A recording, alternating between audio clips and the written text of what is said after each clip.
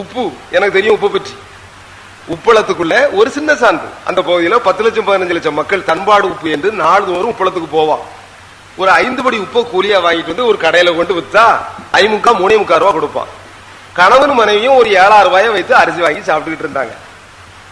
அதை வைத்துக் கொண்டு இருக்கிற 2வது வீட்டுக்காரன் அதோட கொஞ்சம் செல்வன், அதை ஈக்கிற 3வது வீட்டுக்காரன் அதோட கொஞ்சம் செல்வமா இருந்துகிட்டு இருந்தான்.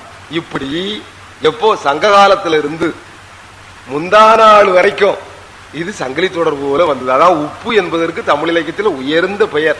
அதெல்லாம் இலக்கியத்துக்குள்ள நம்ம பிறகு போயிருவோம். உப்பு என்பது உயர்ந்த பொருள்ல பரிமை நம்முடைய வள்ளுவன் கையாளுவான். நீ உப்பு போட்டு சாப்பிட்டியான்னு அர்த்தம். அது என்னது, அவ்வளவு உயர்ந்த இடத்தை கொடுத்திருந்தோம். அந்த உப்ப ஒரு நொடி சட்டத்துல, அதான் சொன்னேன், அரசு என்பது வன்முறை கருவி என்பதற்கு சான்று.